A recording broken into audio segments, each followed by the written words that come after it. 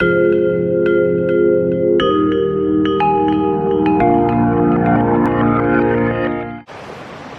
beautiful warriors. Happy Autumn Equinox. Today's the first day of autumn if you are in the northern hemisphere like me. And today I wanted to talk to you about something that I've been doing lately and putting it into practice, and that's how to set an intention. So yesterday evening was the Autumn Equinox burning ceremony that I held online, and if you were there, wonderful. If you weren't, that's totally okay. I hope you were at some point in your day being conscious and cognizant about how special this time of the year is. This year is the moment in time when we transition from a period of high intense energy, the summer energy, to a more subdued, slow, more yin or feminine energy as we enter officially into the other half of the yearly season, autumn, moving towards winter. So what that means is that if you live in the northern hemisphere, the days will begin to start getting shorter and shorter. Yesterday was that equal tipping point. And why is this even important? Why am I talking about this? And the reason why is because the very reason of setting an intention. We cannot operate at the same level throughout the year. There are periods of time where we're going to need more energy to get things done, and then as the winter seasons come in, it's another signal to begin to decrease and slow down and conserve that energy. At this time, however, another type of work is required, and that's the internal work that we are often invited to do at this time of the year. We see this all around us.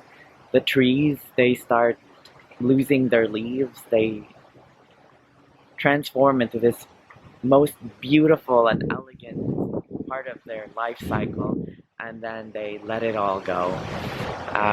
All the animals either start heading somewhere warmer, or they start preparing themselves for a long hibernation. And I think this is a really good cue for us to also do the same thing. You know, this time of the year is especially significant because this is one of the most bountiful seasons. This is the time of harvest, when we reap what we sowed throughout the spring and summer season. So with that in mind, I invite all of you to see how you would like this autumn and forthcoming winter season to be like. What sort of intention would you like to set? So for me, yesterday in the burning ceremony event, one of the things that really came up, which I wasn't even aware of beforehand, was this tremendous amount of fear that I have.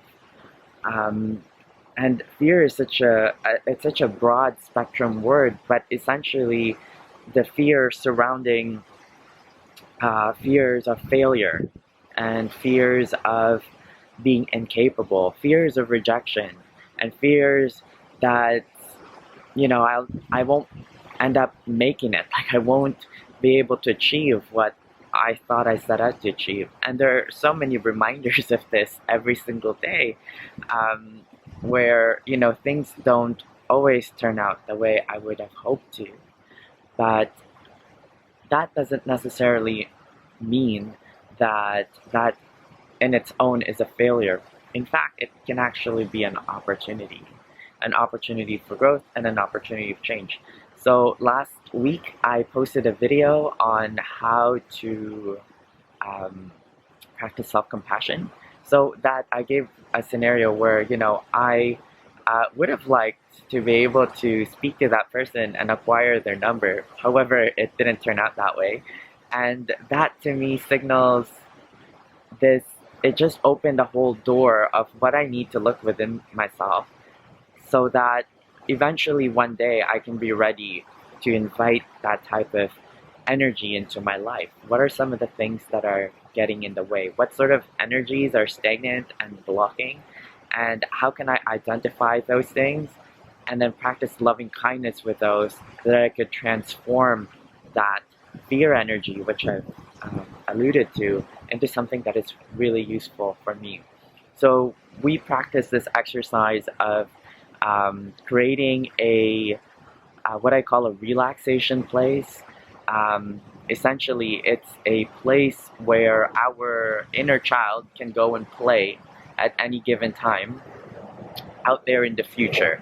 And oftentimes, this imaginary or magical or even real place is difficult to access because we're always bombarded with responsibilities from our workplace, maybe our families, maybe our friends.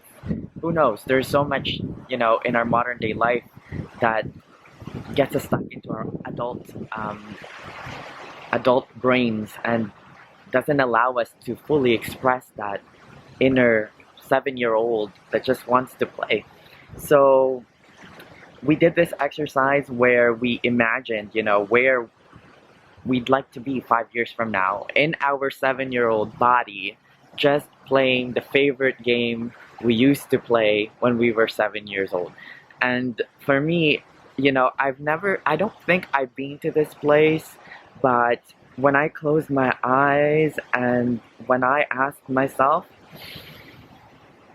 first, what am I hearing? Right now I hear the river beside me, which is inundated because yesterday there was a really, really big rainstorm. And then what would I be smelling? And in that place, I smelt the salt sea air, and I could even taste it in my tongue. And as I reached out, I could touch the long stems of the grass, which then becomes very soft, kind of like feather at the very end of it. And then when I opened my eyes, I found myself in this field of grass with tall pine trees behind me, and there's this cliff, and over this cliff is the ocean, as vast as the ocean can be, and I could hear the seabirds, and oh man, just even imagining it right now puts me to that position. That is the place where I feel most alive, just being close to the ocean.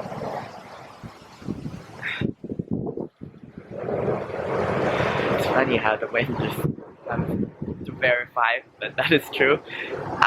So, I asked myself exactly what is getting in the way of that, and ultimately it's fear. It's fear of letting go of the things that are comfortable right now, although they are not 100% getting me towards that dream. They are getting me by somehow, so I continue to choose to settle for that type of choices that I make in my life, and in the end of it, I don't always feel full or complete. And so my intention this autumn equinox is to first identify those blockages, what I call them, and then practice loving kindness to them. So I identified fear for me, and then I identified what those things I am fearful of, and what I'm gonna do right now is I'm gonna create poetry based on that, and maybe I'll share it on the next video. And then I'm gonna hold a little burning ceremony where I'm gonna take that, fold it into a little piece of origami, and then offer it to the fire, or maybe offer it to the river, because water element being speaking to me loudly. We actually couldn't start a fire yesterday because it was too, the rain was too strong. It was impossible. So I yeah, I think that's what I'm gonna do. Set an intention and see how that transform if I release those stuck energy and let it go, and then create another mantra. What sort of energy would I like to invite in my life?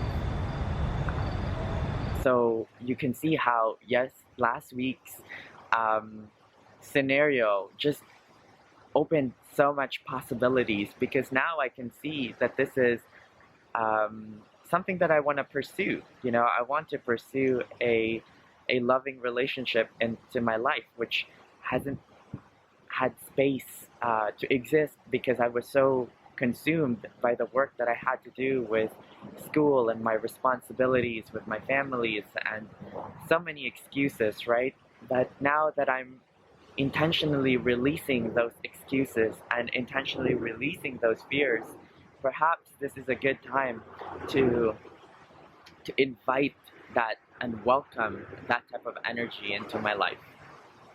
So that one day, 5 years from now, I can be at the edge of that cliff, um, playing, doing cartwheels. That's what I like to do. Do silly things like that. Sometimes I wish, I really do like wish I can join the circus, although I'm a little too old for that now. I don't know if my joints can still handle that, but that's that's what I've always wanted to do.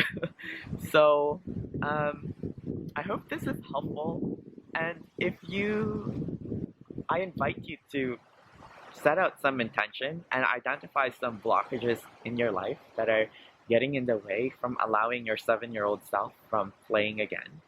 And see if you can write them down. And I really recommend writing it down with your non-dominant hand, because that just signals another part of your brain that is not used to working.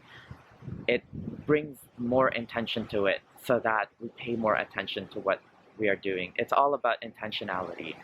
The act of a burning ceremony is much so of an intention. Then after that, the various steps to action comes forward. But first, we have to set that intention. So drop down on the comments below what your intentions are, or what are some of the blockages that you're experiencing right now that you would like to let go of.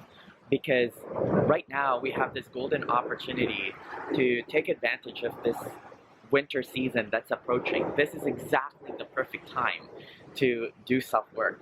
And if you're curious about how I go about that, I've actually created a step-by-step process. It's a 10-week process that I hold throughout the winter time. It's called the Trauma Transfiguration method, and I'm running a course on it, on how to start that process and how to work with that step by step, so that you can acquire the skills to let go of those blockages and actually manifest the life that you truly want and deserve. So if you're interested in that course, we are gonna start it on October 24th. So we have about about a month from now. You can go to my website. It's traumatransfiguration.com, and there you can find the course right there on the banner. You can find out more information on it. So thank you so much for watching this video all the way to the end. I know I rant a lot, and I hope that's okay with all of you, but I hope to see you in the next video. Take care now.